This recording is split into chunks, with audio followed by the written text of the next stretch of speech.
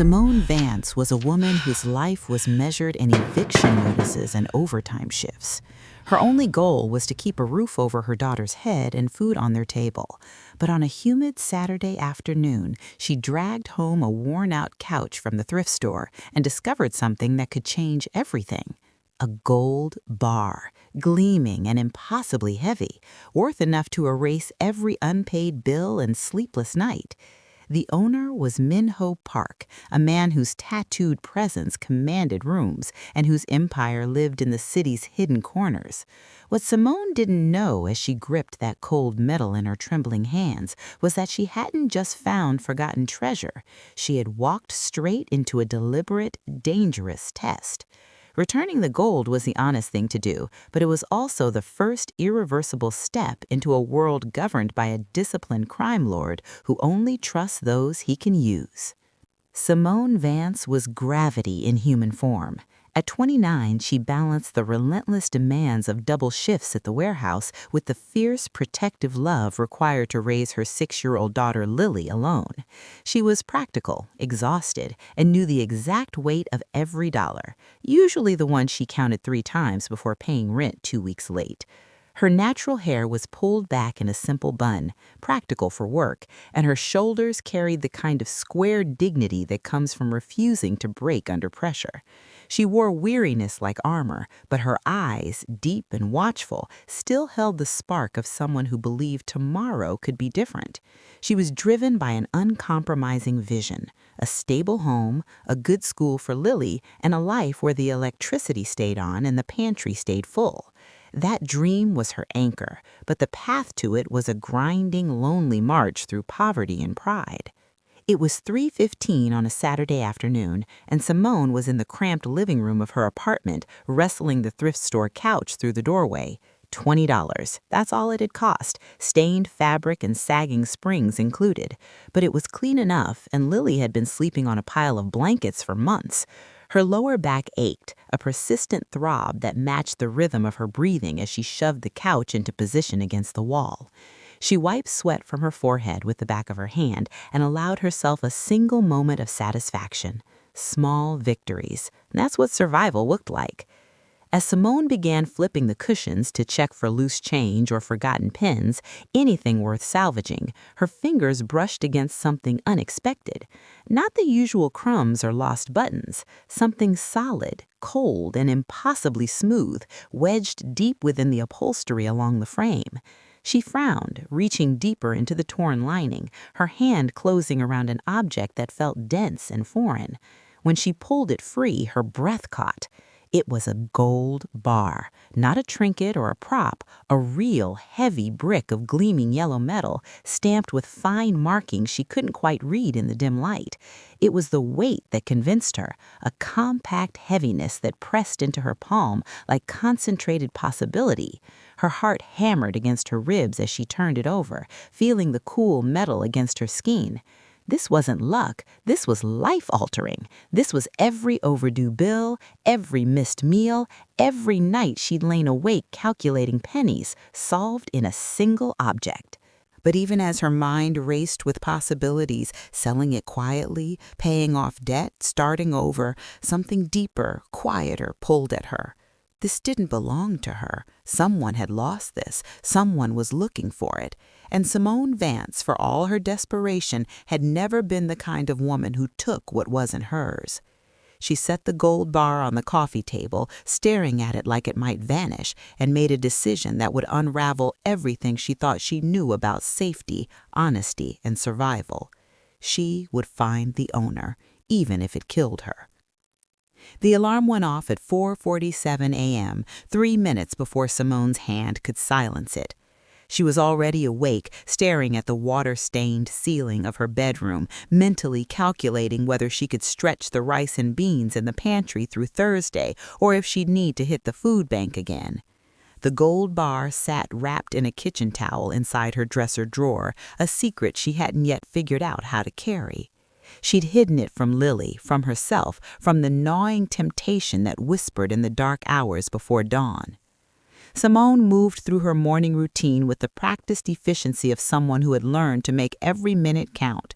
She showered in under 4 minutes, cold water because the hot ran out too quickly. She dressed in her warehouse uniform, navy blue pants and a matching polo shirt that smelled faintly of industrial detergent and cardboard. In the narrow kitchen, she made Lily's lunch, peanut butter and jelly with an apple she'd gotten on sale, and set it by the door alongside the worn backpack covered in peeling unicorn stickers. She'd wake her daughter at 6:30, exactly enough time for breakfast and the walk to Miss Chin's apartment 2 floors down, where Lily would wait until the school bus came.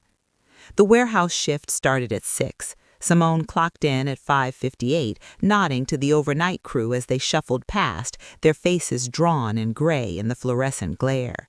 She took her place at the sorting line, her hands already moving in the muscle memory rhythm of scan, sort, stack, repeat. The work was mindless, brutal on the body, and paid just enough to keep her perpetually behind. Around her, the machinery hummed and clanked, a mechanical heartbeat that drowned out thought. That was fine. Simone had learned not to think too much while working. Thinking led to feeling, and feeling led to breaking, and she couldn't afford to break. By her first break at 9, her shoulders were already tight, a familiar ache settling into the base of her neck. She sat on an overturned crate in the break room, drinking instant coffee from a chipped mug and ignoring the chatter of her coworkers. Someone was complaining about their car. Someone else was laughing too loud at a joke she hadn't heard. Simone checked her phone. No messages. Lily was fine. Miss Chin would text if anything was wrong. She allowed herself to close her eyes for 30 seconds, just 30, and in that brief darkness she saw the gold bar again, gleaming and impossible. She could sell it, she knew that. There were places, people who wouldn't ask questions. She could walk away from this warehouse, enroll in night classes, move Lily to a neighborhood where gunshots weren't background noise. But every time the thought took shape, another one rose to meet it. That gold belonged to someone who had tucked it into a couch, someone who might be desperate to find it. And Simone, who had been on the losing end of every broken promise and empty hand, couldn't become the person who took something that wasn't hers, not even to save herself. The shift ended at 2. Simone clocked out, her hands stiff and aching, and walked the 12 blocks home because the bus fare added up. She picked up Lily from Miss Chen, listened to her daughter's bright, breathless story about art class, and felt the familiar tightness in her chest, the love so fierce it bordered on terror. This was what mattered, this small, trusting hand in hers, this laugh that hadn't yet learned the world could be cruel. That night, after Lily was asleep, Simone sat at the kitchen table with the gold bar in front of her and a crumpled receipt from the thrift store. On the back, in faded handwriting, was a donation slip with a name and address. M. Park, followed by a street in the wealthiest part of the city. She stared at it for a long time, her finger tracing the letters. Then she folded the receipt, placed it in her pocket, and made her choice. Tomorrow, after her shift, she would find M. Park. She would return what wasn't hers, and whatever came next, she would face it the way she faced everything else, with squared shoulders and quiet, unbreakable dignity. The gold bar sat on Simone's kitchen table like an accusation. She'd placed it there 3 hours ago, after Lily had finally fallen asleep, and she hadn't been able to look away since. The overhead light caught its surface, turning it into something both beautiful and deeply wrong, a piece of wealth that had no business existing in her world of dollar store dishes and flickering bulbs. She'd wiped it clean with a damp cloth, revealing the stamped markings, fine print she couldn't fully decipher, numbers that meant nothing to her, and a small symbol that looked official and foreign. It was real, that much she knew, and it was heavy in a way that transcended its physical weight. Simone had grown up poor, but she'd never been a thief. Her mother had raised her with a spine made of steel and a moral compass that didn't bend, even when bending would have been easier. "We don't take what isn't ours," her mother used to say, her voice firm but never cruel. "Not because we're better than anyone, because we have to live with ourselves." Those words echoed now, louder than the hum of the refrigerator, louder than the distant sirens that colored the night outside her window. She picked up the gold bar again, feeling its cold density press into her palm. This could change everything. She could pay off the back rent, the medical bills from Lily's ear infection last winter, the maxed-out credit card she'd been avoiding. She could buy groceries without calculating every item. She could breathe. But the thought came with a sour taste, a tightness in her chest that felt like drowning. Because this wasn't hers. Someone had lost it or hidden it or forgotten it, and that someone was now without it. And Simone, who knew exactly what it felt like to lose something irreplaceable, couldn't stomach becoming the reason someone else felt that way. She thought about Lily, asleep in the next room, her small body curled around a threadbare stuffed rabbit. Everything Simone did, she did for her. Every double shift, every missed meal, every night she fell asleep with her jaw clenched from the stress of unpaid bills. This gold could give Lily a better life, the kind of life where she didn't have to wear hand-me-downs or explain why they couldn't afford field trips. But what kind of mother would she be if she built that life on something stolen? What would she teach her daughter about integrity, about honesty, about the kind of person you become when no one is watching? Simone set the gold bar down and pressed her palms against the table, her fingers splayed wide. The wood was cheap, scarred from years of use, and cool beneath her hands. She thought about all the people who might own something like this, rich people, people with security systems and lawyers, people who lived in the kind of houses she only saw when the bus passed through the hills on the way to the warehouse. What would they do if they found something that belonged to her? Would they bother returning it, or would they assume someone like her had nothing worth returning? Welcome to the Sick and Steel Diary, besties. Please like, share, and subscribe. The questions twisted in her mind, forming a knot she couldn't untangle. But beneath them all was a simpler truth, one she couldn't ignore no matter how much easier it would be. She wasn't the kind of person who kept what wasn't hers, not because she was noble or selfless, but because she couldn't live with the weight of it. The gold bar was heavy, yes, but the guilt would be heavier. And Simone Vance, who had carried so much already, knew exactly how much weight she could bear before she broke. She wrapped the gold bar back in the kitchen towel and placed it in her dresser drawer, beneath her folded work shirts. Tomorrow she would return it. Tomorrow she would find M. Park and hand over the one thing that could have saved her. And she would do it because the alternative, keeping it, living with it, teaching Lily that desperation justified dishonesty, was a price she refused to pay. The address on the donation slip led Simone to a part of the city she'd only ever seen from bus windows. The neighborhood sat high in the hills, where the streets were clean and tree-lined, where the houses had gates and the silence was deliberate, not the hollow quiet of abandonment, but the expensive hush of privacy. She stood at the base of a long driveway, the gold bar wrapped in the kitchen towel and tucked inside her worn canvas tote bag, feeling the weight of it pull at her shoulder. The house beyond the iron gate was modern and stark, all clean lines and dark stone, with floor-to-ceiling windows that reflected the afternoon sun like mirrors. It looked like the kind of place where people didn't answer their own doors. Simone pressed the call button on the gate intercom, her finger trembling slightly. She'd rehearsed what she would say during the entire bus ride here, but now the words felt flimsy, inadequate. A camera above the gate swiveled toward her, its lens dark and unblinking. For a long moment, nothing happened. Then a voice came through the speaker, male, calm, and unaccented. "Yes?" "I'm here to see M. Park," Simone said, her voice steadier than she felt. "I found something that belongs to them, a gold bar. It was in a couch donated to the thrift store on Maple Street." Silence. The camera adjusted, zooming in slightly.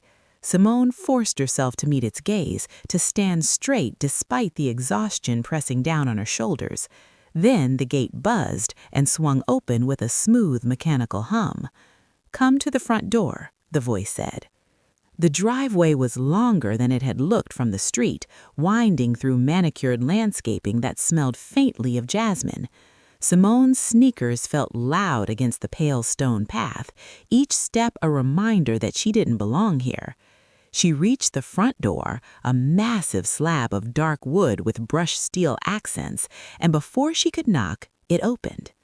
The man standing in the doorway was not what she'd expected. He was young, maybe early 30s, with sharp, angular features and dark hair swept back from his face.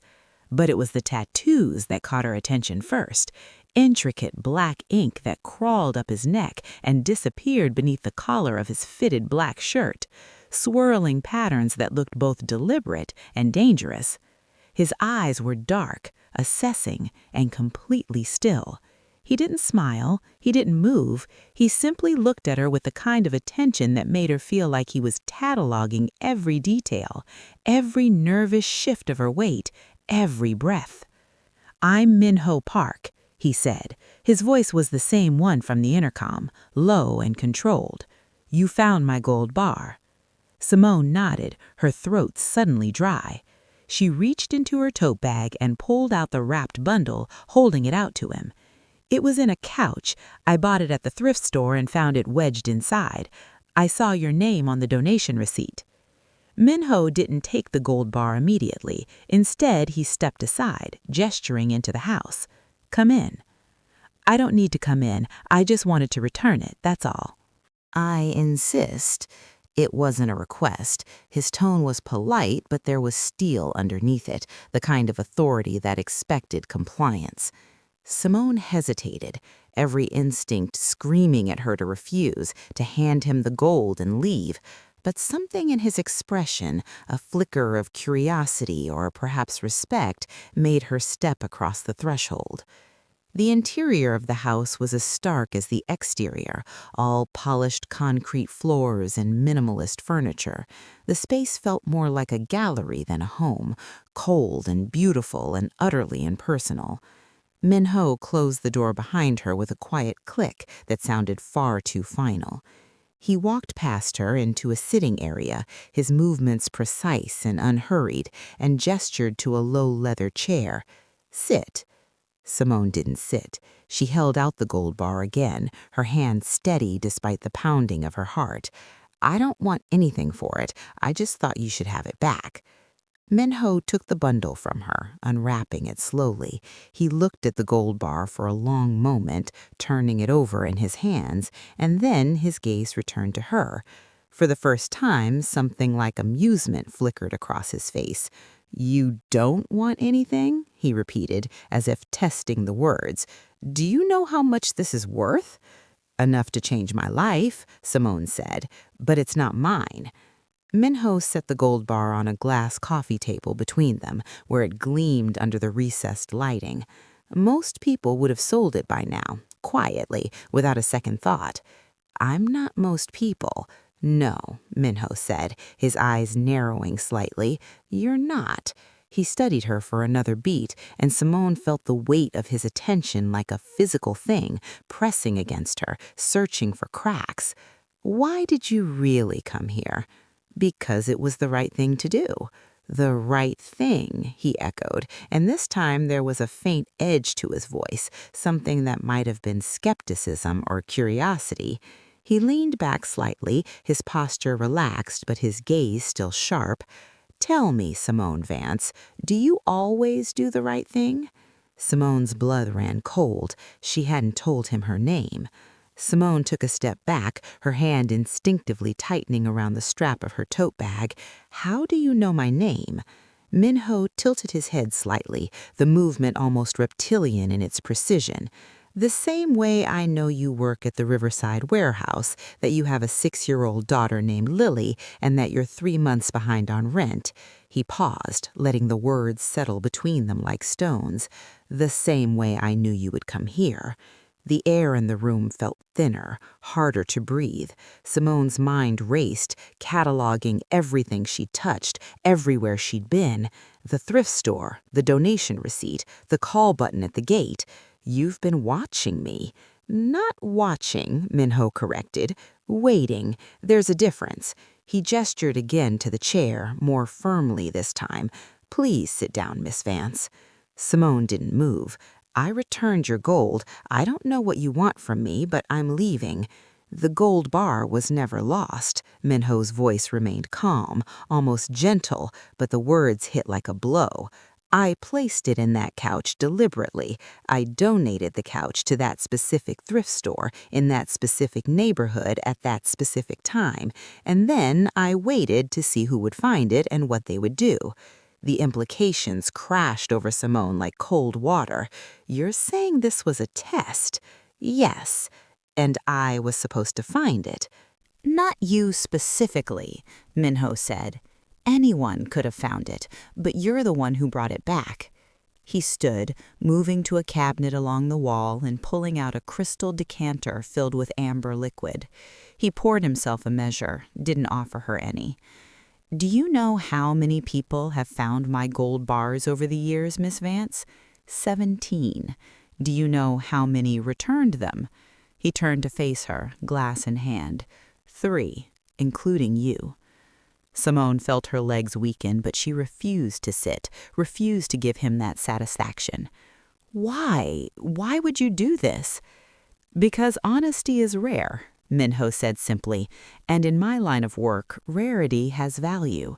He took a slow sip, watching her over the rim of the glass.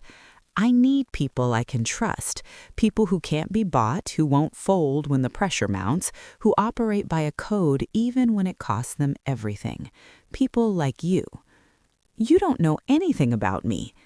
I know you could have sold that gold bar and solved every problem in your life.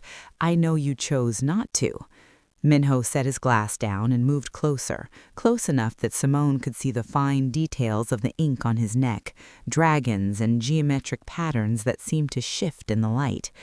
I know you're exhausted, I know you're scared, and I know that despite all of that, you're still standing here, refusing to sit in my chair because you don't trust me. That's exactly what I need. I don't want to work for you, Simone said, though her voice lacked conviction. I don't even know what you do. Minho smiled then, a thin, controlled expression that didn't reach his eyes. I manage assets, complex financial structures that require discretion and precision. I need someone outside my organization, someone clean, someone who can handle sensitive accounts without drawing attention. He paused, studying her reaction. Someone who won't steal from me. I'm not an accountant. I work in a warehouse. You studied business administration at community college for 2 years before you had to drop out, Minho said. You were on the dean's list both semesters. You have an aptitude for numbers and a work ethic most people can't comprehend. What you lack is opportunity. He moved back to the coffee table, picked up the gold bar, and held it out to her. Keep it. Simone stared at the gleaming metal, her heart hammering. What? The gold bar is yours. Consider it a signing bonus. In return, you'll manage certain accounts for me. You'll work from home, set your own hours, and receive a monthly salary that will cover your rent, your bills, your daughter's education, and anything else you need. His eyes locked with hers. All I ask is your honesty, your discretion, and your absolute loyalty. And if I say no? Minho's expression didn't change. Then you walk out of here with the gold bar anyway, because you earned it by being the kind of person who returns what isn't hers. But you'll go back to your warehouse, your eviction notices, and your quiet desperation. And in 6 months, maybe less, you'll wonder what your life might have looked like if you'd said yes. Simone looked at the gold bar, then at Minho, then at the cold, beautiful house that felt like a trap closing around her. She thought of Lily, of the threadbare rabbit and the peeling unicorn stickers. She thought of her mother's voice, "We have to live with ourselves." And she realized with a sinking certainty that she'd already made her choice the moment she'd decided to return the gold. She'd stepped into Minho Park's orbit, and there was no stepping back out. What kind of accounts? Simone asked quietly. Minho's smile widened, just slightly. The kind that stay in the shadows. The laptop arrived 3 days later in an unmarked black case, delivered by a man who didn't speak and didn't wait for her signature. Simone stood in her apartment doorway, holding the case like it might detonate, and watched him disappear down the stairs without a backward glance. Inside, Lily was watching cartoons, blissfully unaware that her mother had just accepted a devil's bargain wrapped in sleek aluminum and encrypted code. The laptop itself was unlike anything Simone had ever used. It was thin, lightweight, and hummed with a quiet power when she opened it. The screen illuminated with no startup sequence, no brand logo, just a black interface with a single login prompt. A folded note lay beneath the keyboard. Password, Dragonscale 29. Memorize it. Destroy this note. She did both, burning the paper in the kitchen sink and watching the edges curl into ash. When she logged in, the interface was stark and utilitarian. No desktop icons, no browser, no email client, just a custom application that opened to a dashboard displaying a series of numbered accounts, each one showing balances that made her breath catch. 7 figures. 8 figures, numbers so large they stopped feeling like money and became abstract concepts, meaningless except for the power they represented. Below each balance was a series of transaction logs, dates and amounts and cryptic reference codes that told her nothing about what the money was for or where it was going. Her phone buzzed, a message from an unknown number. You're looking at $847 million. Your job is to keep it invisible. Simone's hands shook as she typed back, "How?" The response came immediately. You'll move funds between accounts on my instruction. You'll monitor for irregularities. You'll keep the ledgers balanced and the patterns random enough to avoid detection. The system is designed to walk you through each step. You don't need to understand the why, you just need to be precise. Another message followed. First task. Move $2.3 million from account 7 to account 14. Use transfer code Sigma 9. Complete it within the hour. Simone stared at the screen, her pulse pounding in her ears. $2.3 million, an amount that could buy houses, cars, entire lives, and she was being asked to move it with a few keystrokes like it was nothing. She navigated to account 7, found the transfer function, and hesitated. This was it, the moment where she became complicit, where she crossed from returning lost property to actively participating in something she knew deep in her bones was illegal. But she thought of the gold bar now hidden in her closet, worth enough to cover 3 months of rent and groceries. She thought of Minho's words, "In 6 months, you'll wonder what your life might have looked like." And she thought of Lily, who deserved more than peeling unicorn stickers and cold showers. She entered the transfer code, confirmed the amount, and watched as the system processed the request. A green check mark appeared. Funds transferred. Account 14 balance updated. It had taken less than 2 minutes, and she'd just moved more money she'd earn in 10 lifetimes. Her phone buzzed again.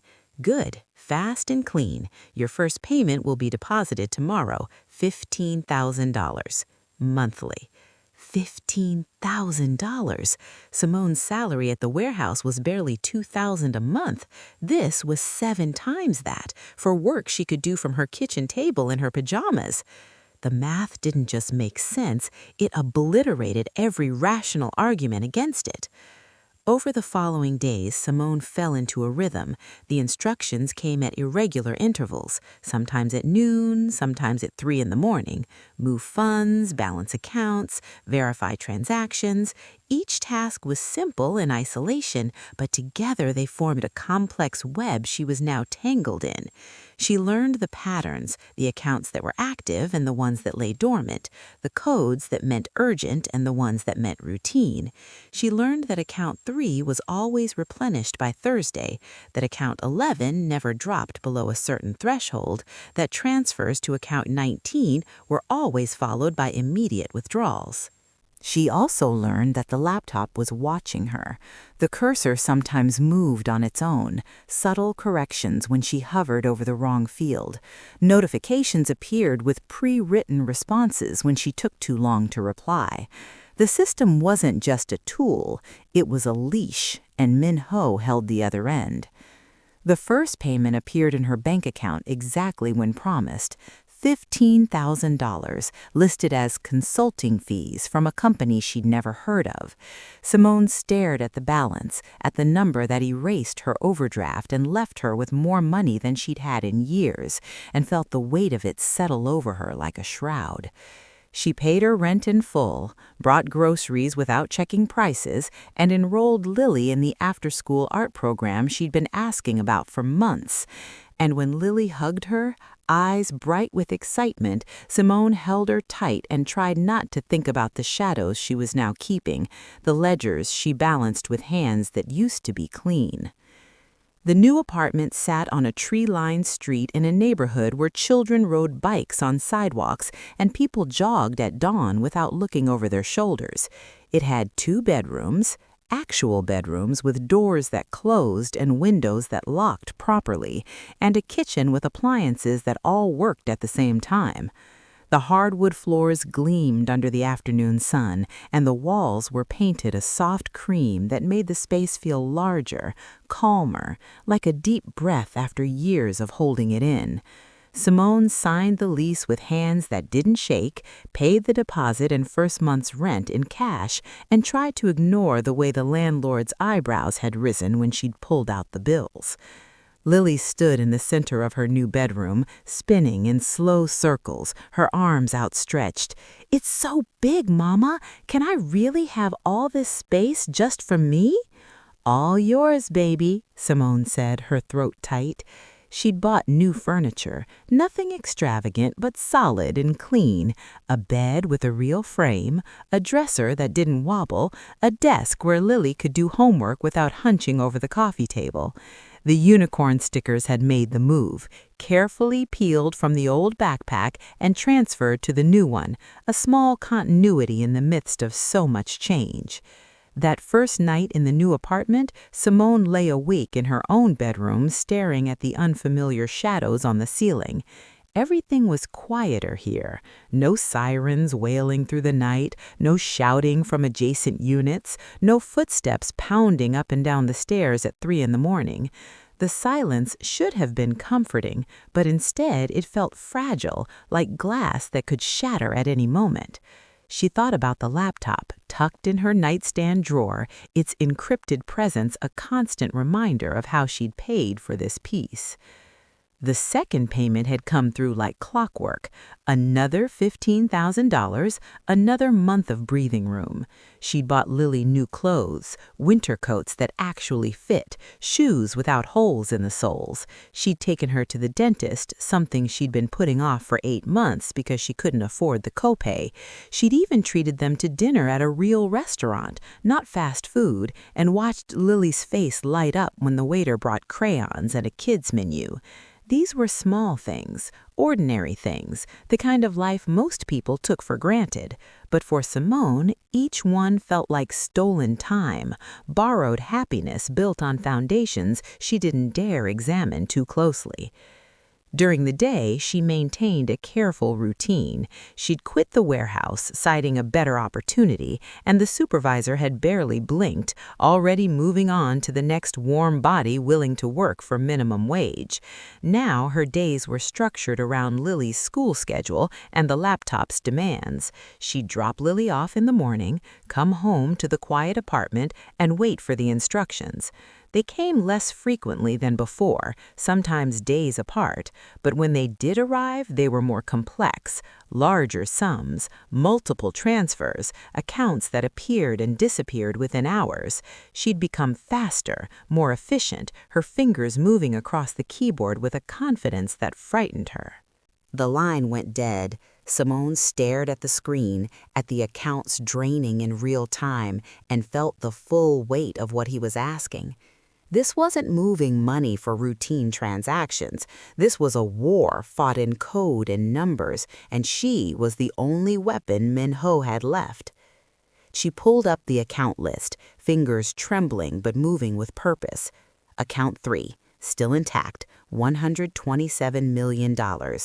She initiated a transfer, splitting it between 3 reserve accounts she'd been given access to but never used. Account 5, $89 million. Same process. The system moved faster than she expected, each confirmation appearing in seconds, but she could see the other transfers happening simultaneously, the trader's work continuing in parallel. It was a race, and she was already behind. Her bedroom door creaked open. Lily stood there, rubbing her eyes, her voice small and worried. "Mama, what's wrong?" "Nothing, baby. Go back to bed." "But you're crying." Simone touched her face and realized it was wet. She hadn't even noticed. "I'm fine, sweetheart. I just need to finish something for work. Please go back to sleep." Lily hesitated, then shuffled back to her room, and Simone forced herself to breathe, to focus. She couldn't afford to fall apart, not now. She pulled up account 12, the largest one, $234 million, and started the transfer sequence. The system lagged, processing, and for 3 agonizing seconds, she thought it would fail. Then the confirmation came through. Funds transferred. Her phone buzzed, a text from the unknown number. "He knows. He's trying to lock you out. Finish it." Simone's hands flew across the keyboard, pulling up the remaining accounts, executing transfers as fast as the system would allow. Account 8, account 16, account 21, each one a small victory, each one pulling resources away from the trader's reach. The laptop's fan whirred louder, the processor straining under the load, and the screen flickered once, twice. "Come on," Simone whispered, her voice hoarse. "Come on." One more account, account 19, $67 million. She initiated the transfer, watched the progress bar crawl across the screen, and held her breath. 80%, 90%. The screen flickered again, harder this time, and for a moment she thought she'd lost it. Then, transfer complete. The red alert vanished. The dashboard stabilized, showing a new layout, accounts she'd never seen before, but that now held the Syndicate's remaining wealth. Her phone rang again. "It's done," Minho said. His voice was rough, exhausted. "You saved everything that matters, everything I couldn't afford to lose." A pause. "You saved me." Simone leaned back against her headboard, the laptop hot against her legs, and closed her eyes. "What happens now?" "Now," Minho said quietly, "you become something more than my accountant." The crisis didn't end with that first wave of transfers. It metastasized. By 4 a.m., Simone had moved to the kitchen table, the laptop open in front of her alongside 3 notepads covered in her frantic handwriting, tracking accounts and balances and transfer codes. The coffee maker gurgled in the background, filling the apartment with the bitter smell of overbrewed caffeine. Her eyes burned from staring at the screen, but she couldn't stop. Every time she thought she'd secured the last vulnerable account, another alert would surface, another attempted breach, another clever workaround the trader was using to claw back what she'd taken from him. Minho stayed on the phone with her, his voice a constant presence in her ear through the wireless headset he'd had delivered months ago, another piece of the infrastructure she hadn't understood until now. He fed her information in clipped, efficient bursts, account numbers she didn't have, override codes that bypassed standard protocols, the names of shell companies and offshore holdings that existed only in digital shadows. She absorbed it all, her mind working faster than it ever had, connecting patterns she'd been building unconsciously over months of routine transfers. "Account 31 is compromised," Minho said. "He's found the back door. Move everything to the distributed network, accounts 40 through 47. Split it evenly." Simone's fingers moved before her conscious mind caught up, muscle memory taking over. She'd learned the system's rhythm, its logic, the way information flowed through the encrypted channels. She wasn't just following instructions anymore. She was anticipating them, seeing 2 moves ahead, understanding what needed to happen before Min-ho had to say it. "Done," she said. "But he's adapting. He hit account 23 while I was moving 31, took $18 million before I could freeze it." "Let him have it. It's bait. I need to know which accounts he's targeting next, and that loss will show me his pattern." Simone pulled up the transaction logs, scanning the data with eyes that had learned to read the language of money in motion. "He's going after the European accounts, the ones tied to the import channels. He thinks you can't move them as fast because of the time difference and the banking regulations." "He's wrong." There was a grim satisfaction in Min-ho's voice. "Those accounts have emergency protocols. Execute transfer sequence Phoenix. The codes are in your secure folder, subfolder marked red." She found the folder, opened it, and stared at the complexity of what he was asking. Phoenix wasn't a single transfer. It was a cascade, a carefully orchestrated series of movements that would pull funds from 17 different accounts across 8 countries, funnel them through a web of intermediary holdings, and consolidate them in a fortress account that was legally untouchable. It was the kind of operation that should take a team of specialists hours to execute. Min-ho was asking her to do it alone, in minutes, while under active attack. "I've never done anything this complicated," Simone said, her voice steady despite the fear clawing at her chest. "You've done 100 small versions of it. This is just bigger. Trust yourself." Simone closed her eyes for 3 seconds, pulled in a breath, and opened them again. Then she started. The first transfer, the second. The system prompted her for confirmations, for verification codes, for secondary authentication that required her to cross-reference documents she'd memorized weeks ago. Her fingers moved across the keyboard like she was playing an instrument, each keystroke deliberate but flowing, building toward a crescendo she couldn't quite see yet but knew was coming. The kitchen grew lighter as dawn approached. Lily's alarm would go off in an hour. Simone would need to make breakfast, pack a lunch, walk her daughter to school like this was a normal morning. But right now, in this moment, she was something else entirely. She was the ghost in the machine, the invisible hand moving millions of dollars through digital shadows, outmaneuvering a man who'd spent years planning his betrayal.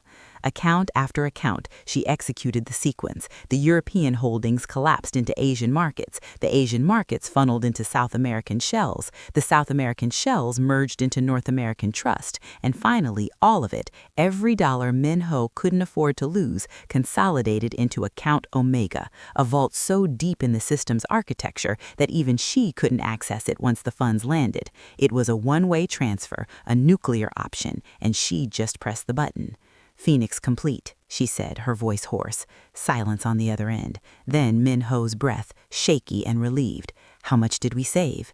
Simone looked at the final tally on her screen. 82%, $694 million. And the rest? Gone. He got it before I could move it. She rubbed her eyes, exhaustion crashing over her like a wave. "I'm sorry." "Don't be." Min-ho's voice was firm. "You just saved my empire. The traitor took $152 million, but he's a dead man and he knows it. Money can be rebuilt. Trust can't. And right now, Simone Vance, you're the only person in my organization I trust completely." Simone looked at the laptop, at the screens full of numbers that represented power and violence and a world she'd never wanted to be part of. But she was part of it now, irreversibly, completely. She'd proven herself not just capable, but essential, and that made her more dangerous than she'd ever been, both to Min-ho's enemies and to herself. "What happens to him?" she asked quietly. "The traitor." Min-ho's answer was cold and final. "You don't need to know. Just keep doing what you do best. Keep us invisible." The line went dead. Simone closed the laptop and sat in the growing light of morning, listening to Lily's soft breathing from the other room, and wondered how many more nights like this she'd survive before the weight of the shadows finally pulled her under. Min-ho arrived at her apartment unannounced 3 days later. Simone opened the door to find him standing in the hallway, dressed in his usual dark attire, but something about him was different. The controlled intensity she'd come to recognize was still there, but it was tempered by something else. Weariness, perhaps, or respect. "May I come in?" he asked, and the fact that he asked at all told her everything had changed. She stepped aside, glancing toward Lily's bedroom where her daughter was doing homework. "My daughter is here." "I know. I won't stay long." Minho entered, his movements careful, deliberate, like he was entering sacred space rather than a modest two-bedroom apartment. He looked around, taking in the simple furniture, the drawings Lily had taped to the refrigerator, the life Simone had built with the money he'd given her. "You've made a home here." "I've tried."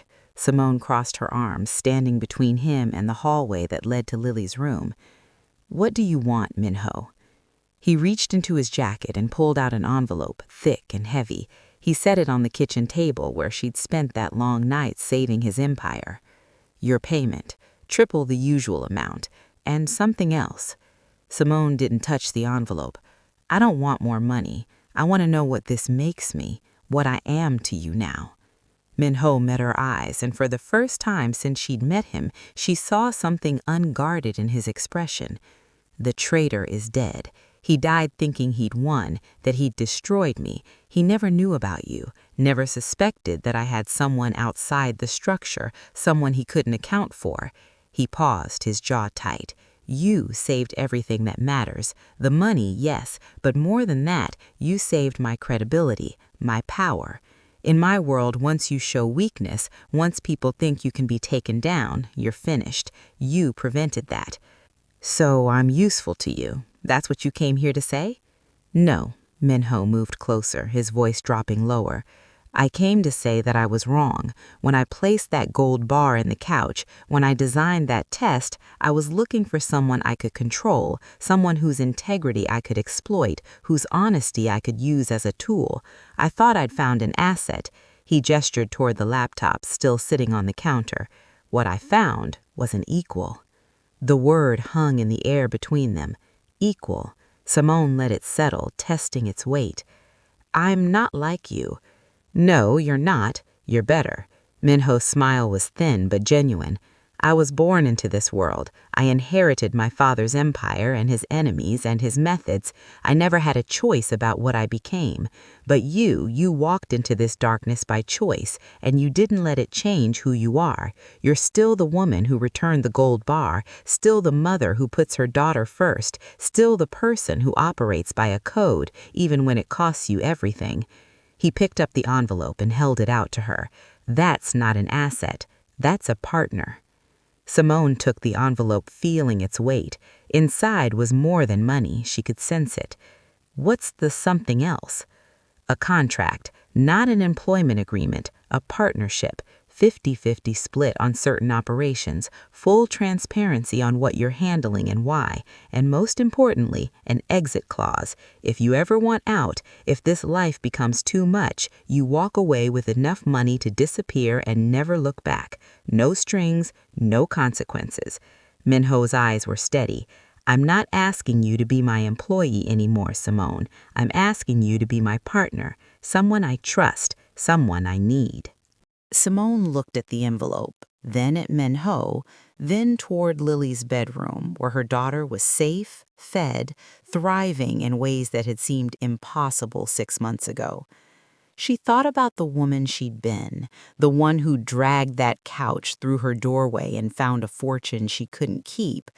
She thought about the woman she was now, who could move hundreds of millions of dollars while her coffee grew cold, who could outmaneuver trained criminals with nothing but instinct and a laptop. "What happens when they come for me?" she asked quietly. "The people you've made enemies of. What happens when they figure out who I am and where I live?" "They won't, because you're a ghost. You don't exist in any system they can access. But if they do," Minho's voice turned cold, absolute, "they'll learn that touching you means war, not just with me, with everyone who depends on you to keep their money invisible. You're not just protected by my power, Simone. You're protected by the system itself. You've become too valuable to harm." It should have felt like a trap, another cage disguised as security.